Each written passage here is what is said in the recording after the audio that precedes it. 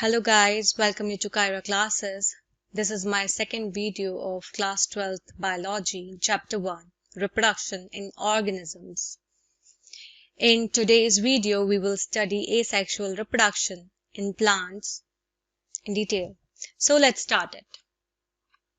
Asexual reproduction in plants. The commonly observed modes of asexual reproduction in plants are जो ज्यादातर जो modes देखे गए हैं या फिर वेज देखे गए एसेक्सुअल रिप्रोडक्शन के प्लांट्स में वो है fission. The first one is fission. It is the simplest of all asexual methods. जितने भी asexual methods हैं उनका सबसे simplest way या form या method है आपका fission. It is commonly found in algae, fungi and monera. In this process, the unicellular mother cells divides mitotically to form two daughter cells that are identical to each other as well as the mother cell. तो इस process में क्या होता है, जो unicellular या prokaryotic mother cell है वो डिवाइड करता है माइटोटिकली, मतलब माइटोसिस डिवीजन होता है, माइटोटिक डिवीजन होता है. ओके, जिससे क्या होता है, दो डॉटर सेल्स बनती हैं जो कि बिल्कुल आइडेंटिकल होती हैं एक दूसरे से और अपने मदर सेल से भी वो बिल्कुल आइडेंटिकल होती हैं. Each daughter cell eventually grows into an independent organism. और ये जो दो डॉटर सेल्स बनी थी, अब जो ये दो डॉटर सेल्स हैं ये ग्रो करेंगी और एक इंडिपेंडेंट ऑर्गेनिज्म में ट्रांसफॉर्म हो जाएंगी. सेकंड है birds. Some algae produce adventitious branches. कुछ algae जो है वो adventitious branches produce करती हैं या form करती हैं. तो adventitious branches क्या होती हैं? Adventitious branches होती हैं कुछ नए tissues जो कि stem या फिर root में से निकलते हैं. तो ये कुछ नए tissues होते हैं जो grow करते हैं. ओके, और अगर मैं बात करूं algae में, तो ये algae बेसिकली एक थैलस, अगर मैं बात करूं तो थैलस में अगर ये ग्रो करते हैं तो इन्हें एडवेंटिशियस ब्रांचेस कहते हैं. तो अगर थैलस, एल्गी के थैलस में प्रोड्यूस हो रहे हैं ये नए टिश्यूज, तो बेसिकली ये क्या है, एडवेंटिशियस ब्रांचेस. एग्जांपल है डिक्टियोटा, फ्यूकस. और बर्ड्स में अगर मैं बात करूं तो example Protosiphon. Fungus like yeast produce buds. अब जैसे फंगस जैसे कि ईस्ट है तो वो बर्ड्स प्रोड्यूस करता है basically.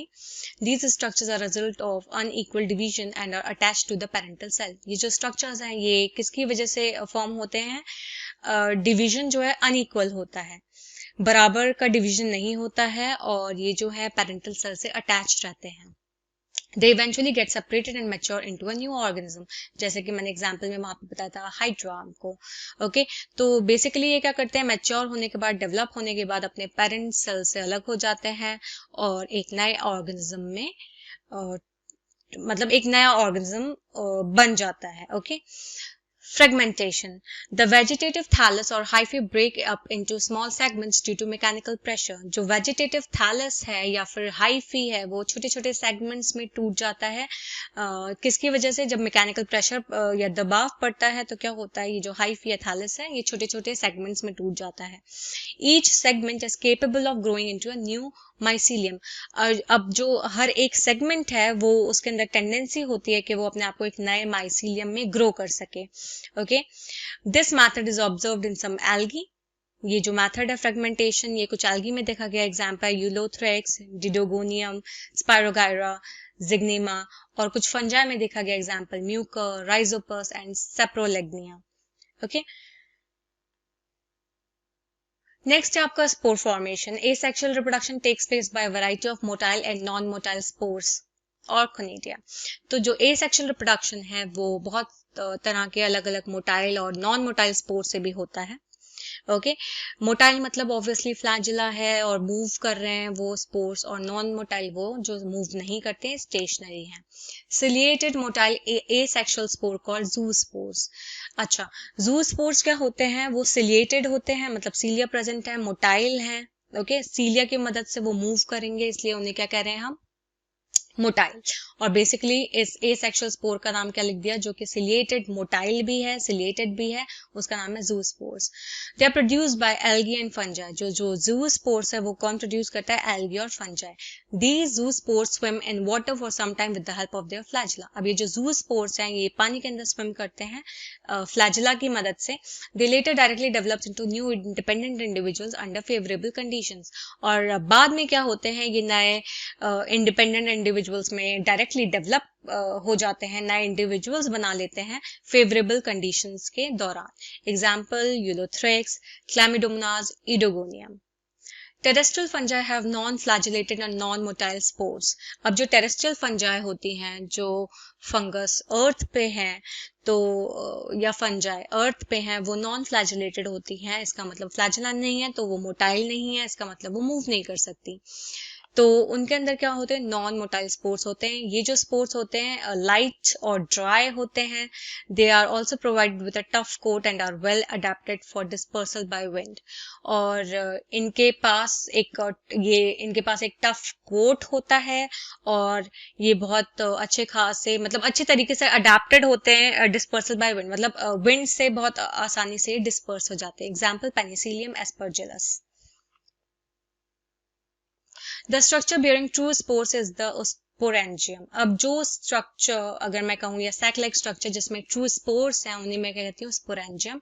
The sporangium is always present on a sporophyte. जो स्पोरेंजियम है वो स्पोरोफाइट पे मिलता है, प्रेजेंट होता है। Thus the sporophyte multiplies rapidly in an asexual manner to generate large numbers by spores. तो जो स्पोरोफाइट है वो मल्टीप्लाई करता रहता है जल्दी जल्दी एसेक्सुअल मैनर में, जिससे वो ज्यादा से ज्यादा नंबर्स जो हैं वो स्पोर्स से बना सके। सम फर्न्स जिनका नाम है Nephrolepis bear spores and reproduce asexually by them. कुछ फर्न्स हैं जिनका नाम नेफ्रोलेपस है, वो स्पोर्स अपने अंदर होते हैं, उनके पास स्पोर्स होते हैं और वो रिप्रोड्यूस करते हैं एसेक्सुअली उनकी मदद से। These plants are homosporous. ये प्लांट्स क्या होते हैं, होमोस्पोरस। इसका मतलब इनके पास सिर्फ एक ही तरह का स्पोर होता है। वाइल इन सेलेजिनेला, जबकि सेलेजिनेला में जो एक टेरिडोफाइट है और जिम्नोस्पर्म्स, ये होते हैं हेट्रोस्पोरस। हेट्रोस्पोरस मतलब इनमें दो टाइप के आपको स्पोर्स देखने को मिलेंगे। अब हम बात करते हैं वेजिटेटिव प्रोपगेशन के बारे में। तो in flowering plants the method of vegetative propagation or reproduction are grouped into natural and artificial. तो vegetative propagation जो है वो एक तरह का मेथड है, एसेक्सुअल मेथड है जो प्लांट्स में कराया जाता है और ये दो ग्रुप में डिवाइडेड है, नेचुरल और आर्टिफिशियल। So natural methods देख लेते हैं हम। In natural methods of propagation, there is development of a new plant from some organ of the mother plant under suitable environmental conditions. Natural methods में क्या होता है, जो नया प्लांट है वो डेवलप होता है किसी भी मदर प्लांट के किसी भी ऑर्गन से, जैसे रूट ले लो, स्टेम ले लो, लीफ ले लो, ठीक है। लेकिन environmental conditions उसमें क्या होनी चाहिए, फेवरेबल या सुटेबल, तब जाके जो मदर प्लांट का ऑर्गन है वो एक नए प्लांट में डेवलप होगा। Such modified organs may develop from stem, leaf, root or even flower. तो ये जो modified organs हैं ये किससे डेवलप हो सकते हैं, स्टेम से भी हो सकते हैं, लीफ से भी हो सकते हैं, रूट से भी, इवन फ्लावर से भी। वेजिटेटिव प्रोपगेशन में आता है ये नेचुरल मेथड। अब देखते हैं वेजिटेटिव रिप्रोडक्शन कहते हैं इसे। रूट्स के थ्रू होता है। स्वीट पोटैटो इसका एग्जाम्पल है, एस्पैरागस है, डेलिया है। लीव्स के थ्रू होता है, तो इस मेथड में क्या होता है, बर्ड्स डेवलप करती हैं मार्जिन्स, मतलब लीव्स के मार्जिन्स में आपको बर्ड्स डेवलप होती हुई दिखेंगी and these birds produce new plants. और ये बर्ड्स क्या है, नए प्लांट्स बनाते हैं और इसका एग्जाम्पल है ब्रायोफाइलम। नेक्स्ट है through floral buds. Floral buds के थ्रू भी वेजिटेटिव रिप्रोडक्शन होता है। तो in plants like agave and oxalis floral buds produce new plants. अब ये जो प्लांट्स एगेव और ऑक्सैलस, उसमें क्या होता है, जो फ्लोरल बर्ड्स हैं वो नए प्लांट्स प्रोड्यूस करती हैं and in Dioscorea axillary birds जो हैं वो नए प्लांट्स प्रोड्यूस करती हैं। थ्रू स्टेम के थ्रू भी होता है। Runners observed in lawn grass, offsets found in Pistia, stolons in Nephrolepis and suckers in mint plants. तो स्टेम के थ्रू भी क्या होता है आपका वेजिटेटिव रिप्रोडक्शन। कैसे होता है देख लेते हैं। लॉन ग्रास में रनर्स ऑब्जर्व कर सकते हो, आप देख सकते हो। पिस्टिया में ऑफसेट्स होते हैं, स्टोलोन्स होते हैं नेफ्रोलेपस में, और मिंट प्लांट्स में सकर्स होते हैं। तो ये स्टेम के थ्रू जो है वो वेजिटेटिव प्रोपगेशन या वेजिटेटिव रिप्रोडक्शन हो रहा है। ओके, अब कुछ डायग्राम्स देख लेते हैं इसकी। ये देखिए, vegetative propagules and angiosperms. Angiosperms क्या होते हैं, जो फ्लावरिंग प्लांट्स हैं उन्हें एंजियोस्पर्म्स कहा जाता है। अब आइज ऑफ पोटैटो में देख सकते हो आप, बर्ड्स जो है वो जर्मिनेट कर रही हैं। ओके, तो ये फर्स्ट वाला हो गया आपका। एग्जाम्पल कि किस तरह से पोटैटो में क्या हो रहा है, किस तरह से बर्ड्स जनरेट कर रही हैं. सेकेंड है राइजोम ऑफ जिंजर. जिंजर में आप देख सकते हो बर्ड्स भी है, एडवेंटिशियस रूट दिख रही है, नोड्स दिख रहे हैं. ओके. थर्ड वन है बल्बल ऑफ एगेव. एंड फोर्थ है leaf birds of Bryophyllum. Bryophyllum में क्या होता है, मार्जिन, लीफ के मार्जिन में से क्या होती है, बर्ड्स स्टार्ट हो जाती हैं डेवलप करना, इनको कहते हैं एडवेंटिशियस बर्ड्स. और फाइनली ये डिटैच हो जाती हैं और नया ब्रायोफाइलम लीफ बना लेती हैं. फिर लास्ट में आप देख सकते हो ऑफसेट ऑफ वाटर हाइसिंथ. मतलब आपको दिख रहा होगा कि एक एक दो स्ट्रक्चर्स को जोड़े हुए है एक ट्यूब लाइक स्ट्रक्चर, उसी को मैं कह रही हूँ ऑफसेट. नेक्स्ट है सेकेंड इसका artificial methods of vegetative propagation.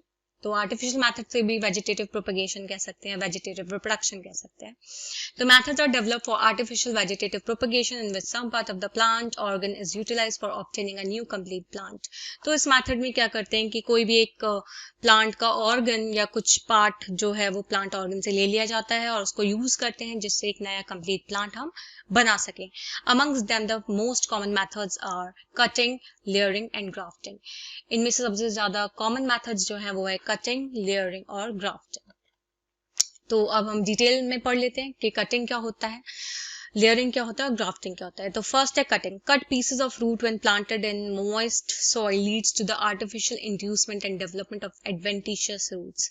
जैसे ही रूट को कट किया पीसेस में और फिर उसको प्लांट किया मॉइस्ट सॉइल में, जैसे ही आपने मतलब एक मॉइस्ट सॉइल है उसमें आपने एक प्लांट को लगाया, ठीक है, फिर उसकी रूट्स को कट किया पीसेस में, तो इसकी वजह से क्या होगा, आर्टिफिशियल इंड्यूसमेंट होगा और एडवेंटिशियस रूट्स का डेवलपमेंट होगा. New plants are developed in this way in lemon and tamarind. तो जो नए प्लांट्स हैं वो इस कटिंग मेथड से डेवलप होते हैं इस वे में. एग्जांपल है आपका lemon and tamarind. In rose, sugarcane, croton, China rose and chrysanthemum plants are developed by cuttings that involve stem pieces containing nodes. अब जैसे उसके में तो मैंने आपको बताया था लेमन और टैमराइन में रूट्स का बताया था, रूट को कट करके, यहाँ पे स्टेम को कट करते हैं. तो इन प्लांट्स में क्या होता है, स्टेम पीसेस कट होते हैं जिन स्टेम्स में नोड्स हो. तो जिन स्टेम में नोड्स हैं उन्हें कट किया जाता है. They are planted in moist soil. फिर उन्हें मॉइस्ट सॉइल में प्लांट किया जाता है जिससे वो नए प्लांट्स डेवलप कर सकें. Adventitious roots develop from the underground parts of stem. जो एडवेंटिशियस रूट्स हैं वो जो अंडरग्राउंड पार्ट्स है स्टेम का, जो मिट्टी में दबा हुआ है, उसमें से रूट्स निकलनी स्टार्ट हो जाएंगी. Okay. Whereas buds develop and sprout on the aerial parts of stems.